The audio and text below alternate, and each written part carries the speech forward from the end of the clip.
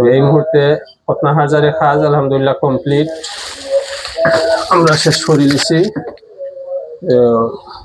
ভাই তোমার নাম কি তা হোসাই? নাইদ। আচ্ছা, তোমার কষ্ট হয়েছে নিবা?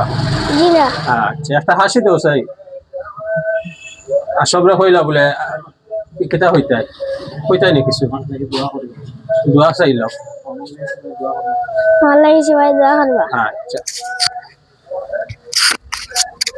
তো আপনি খুব আছে আমরা এই ডিভাইস কসমেটিক পদ্ধতিতে খতনা সার্জারি নিয়ে আপনার একটা অনুভূতি আমরা দর্শক করে একটু শেয়ার করুন।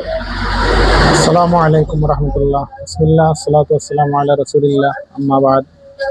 আমার দুই ছেলে, বড় ছেলে হুসাইন আহমদ, তানরে স্থানীয় ডাক্তারও মুসলমানি দিছিলাম। তো এগুলা ডিভাইস খতনা নাই, যার কারণে অনেক ব্যথা পাইছেন, কষ্ট পাইছেন, কান্নাকাটি করছেন।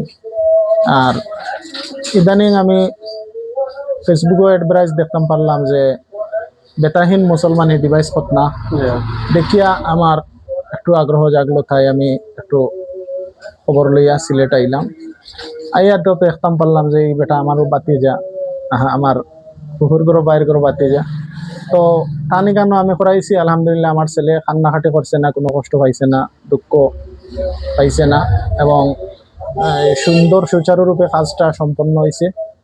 আমি দর্শক বৃন্দরে আবেদন জানাইমু আপনারাও বাচ্চেন তোরে এইভাবে ডিভাইস কসমেটিক খতনা করাইলে তারা বেতামুক্ত মুসলমানি হইব, আর এটা বাচ্চারা আনন্দর ভিতর দিয়া এই গুরুত্বপূর্ণ কাজটা সমাধা হইব।